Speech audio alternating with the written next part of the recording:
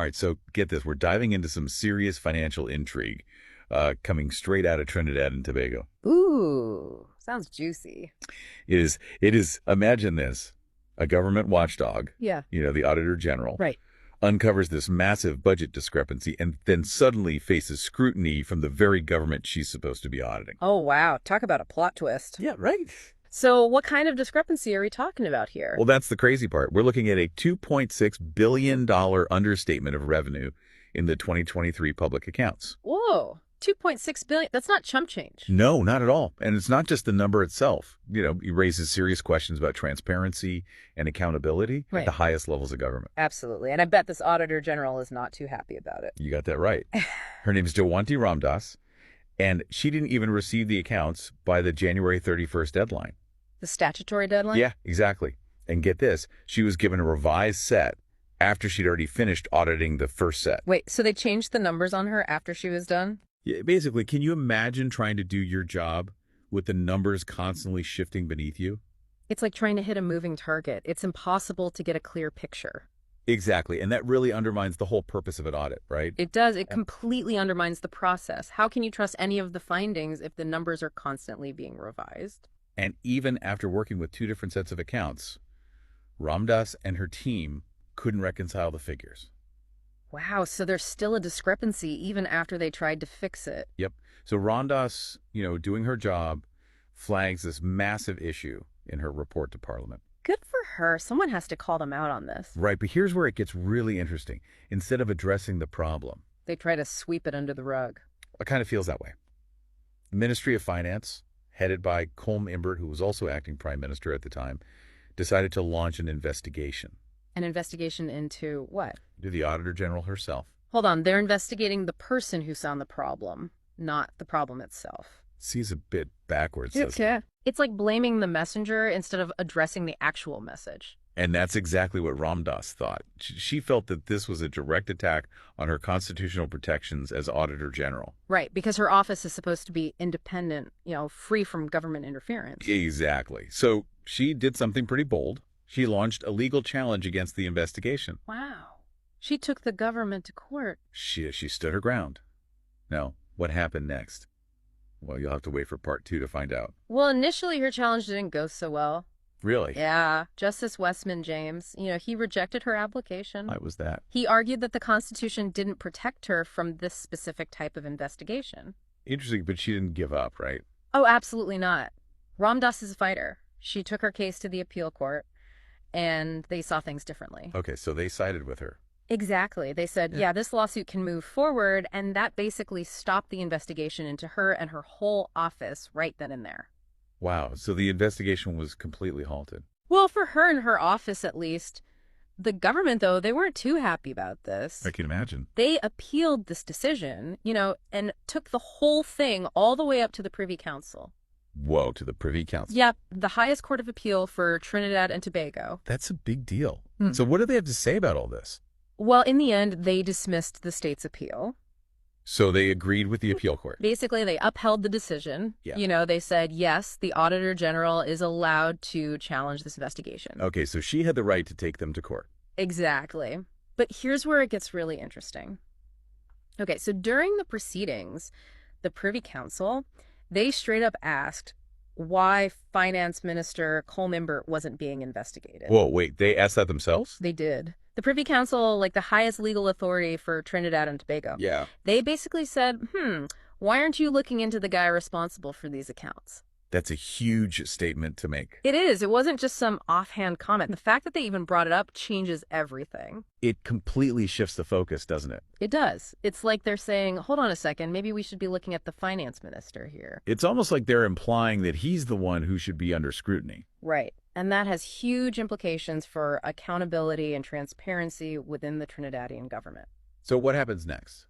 Does this set a precedent for how these kinds of situations are handled in the future? It very well could. I mean, the case is still ongoing, but the fact that the highest court is allowing the Auditor General to challenge the investigation, and they're even prompting questions about the finance minister's role, Well, it sends a very powerful message. Like, you can't just silence the watchdog when it barks at the wrong person. Exactly. This case really highlights the crucial role of independent bodies like the Auditor General in ensuring that public funds are used responsibly and that even high-ranking officials are held accountable. This Privy Council intervention feels like a huge victory for transparency. It is, and it could be a turning point in how we view financial accountability, not just in Trinidad and Tobago, but potentially in other countries as well. It feels like we've gone way beyond just some accounting error, you know? Yes, much bigger than that. This whole thing really highlights just how important it is to have a strong Auditor General, someone who can really hold the government accountable. Absolutely. Right. We're like the public's eyes and ears, making sure our money is being used responsibly. Exactly. And if they can't do their job without fear of, reprisal, then what kind of accountability do we really have?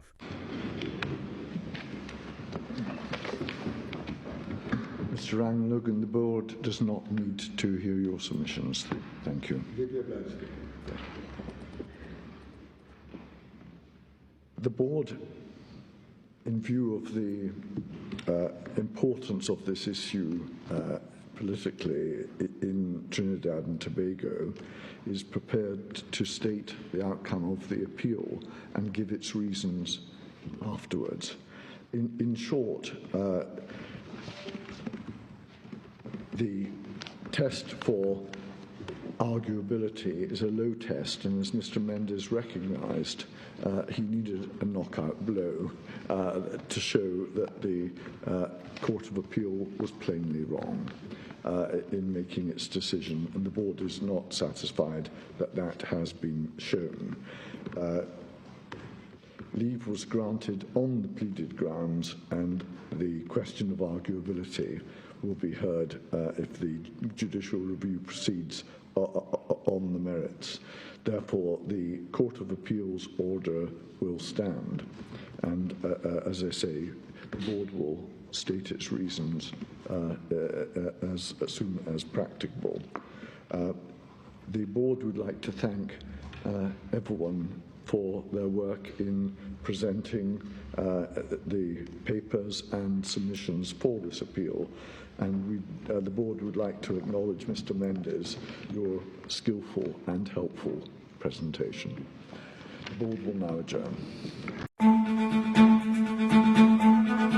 Sorry, an entirely even-handed terms of reference might have identified the minister's conduct, because she says, rightly or wrongly, that she felt she was being bullied and coerced into signing the accounts in circumstances where that understatement hadn't properly been reconciled. And what's more, the 780,000 that was first identified as part of the understatement was never reconciled. And the minister is interested to find out. But why doesn't the term of reference say, just as it identifies the Auditor General, why doesn't it say, please investigate the minister's behaviour? Well, that's a good point, milady. But it does. That would have been an even-handed term. Well, it does say to investigate the Auditor General's response to the attempts to bring this to her attention. Well, that's looking at her conduct.